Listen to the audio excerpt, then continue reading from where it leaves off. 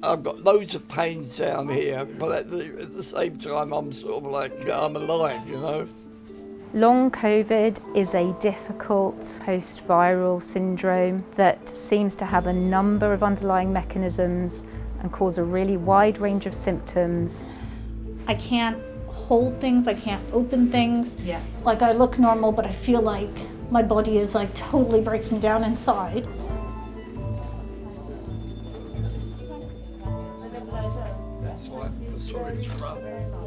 The sulfur, burnt taste, burnt toast smell is more prominent now than it was 4, 5, 6 months ago.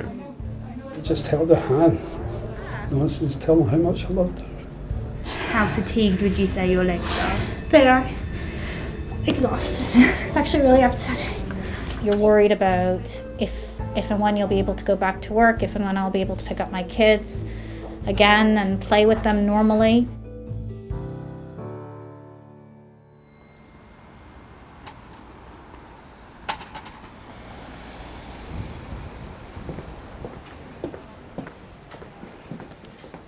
Anjali, hello. Sorry. Thank you very much for coming. It's lovely to see you.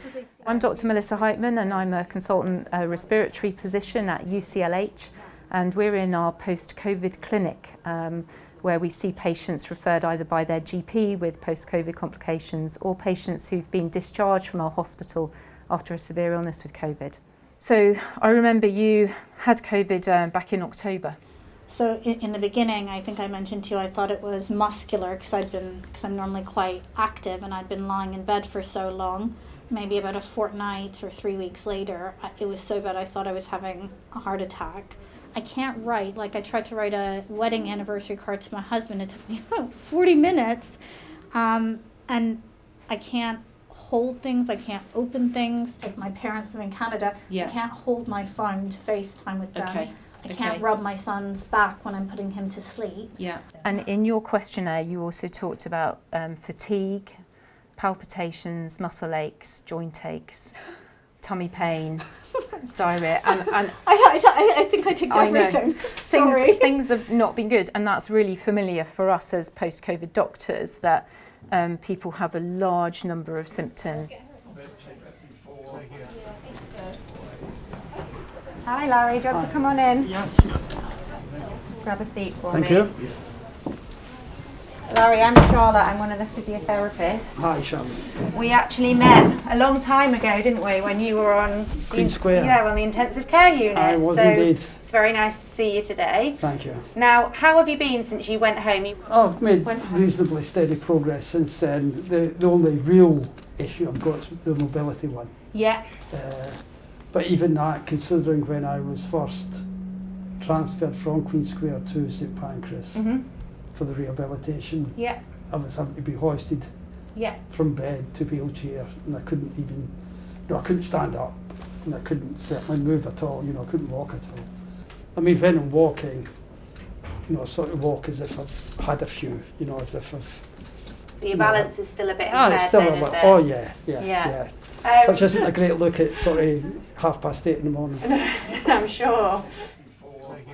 So probably one of the most surprising things to us was that we thought that the only patients who'd run into problems would be those who'd been admitted to hospital. But that's actually turned out to not be the case. And we've been learning, as we go along about what are the right tests to do, what's the right approach with therapists, with medicines.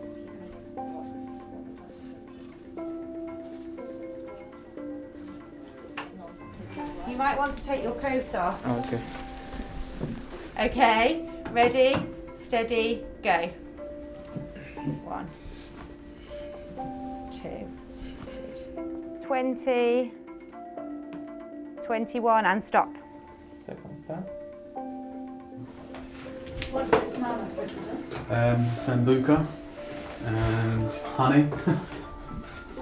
And then they've all been quite different. One of them was smelled like glue. Mahmood Jaywad. Hiya. Yeah, come through. Thank you very much. After you. First left. What's amazing is nearly a year since this all started, isn't it? Yeah, absolutely. April last year, I just developed a cough And bizarrely enough, I was just doing some gardening, and I was planting some mints, and I couldn't smell them. So I said to my wife, probably the shop sent me dodgy ones because I can't smell them at all. It was very, very bizarre. But gradually it got worse, got more tired, fatigue, lethargic, cough got worse, eventually ended up in casualty. Recovered after about 2 weeks, maybe 3 weeks. Gradually started realizing that my smell is not back at all.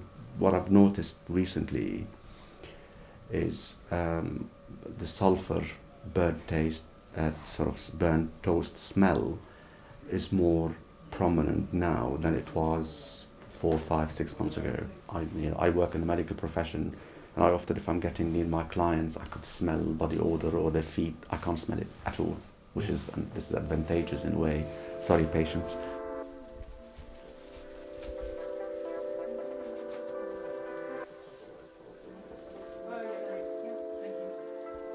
Good. So close your eyes. Can you smell it? No. Nothing. Okay. Can you smell these? No. Okay. A couple of them just remind me of the horrible smells that I smell when I eat cucumber.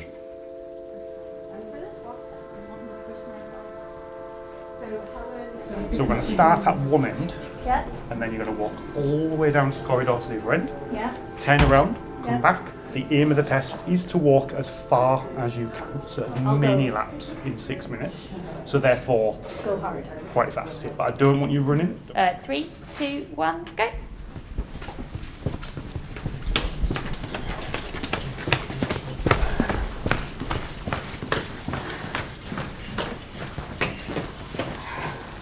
And stop where you are. Just have a seat here for me.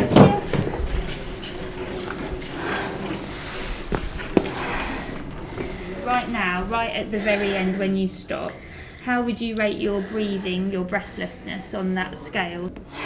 8 or 9. 8 or 9? And what about your legs? How fatigued would you say your legs are? They are exhausted.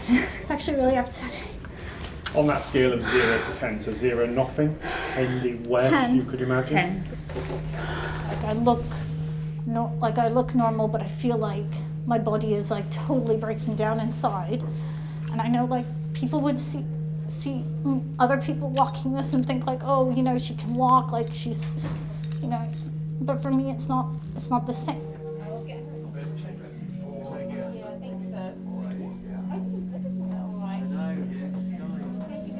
Yeah, my wife was diagnosed as being terminally ill with cancer on the 2nd of January last year. Okay.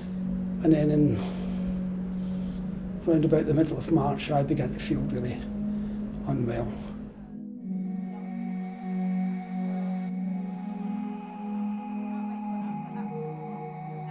All this happened in the early April, and I knew nothing until the beginning of June, when I regained consciousness.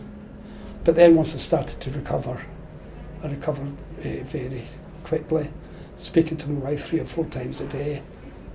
I'd made arrangements through one of the consultants here was saying we can try and get you back to see her. And then before that happened, she took a sudden turn for the worse. I spoke to Jerry Christophe, the consultant at National Hospital, and he said, leave it with me. They come back within half an hour. We're taking you back in the morning.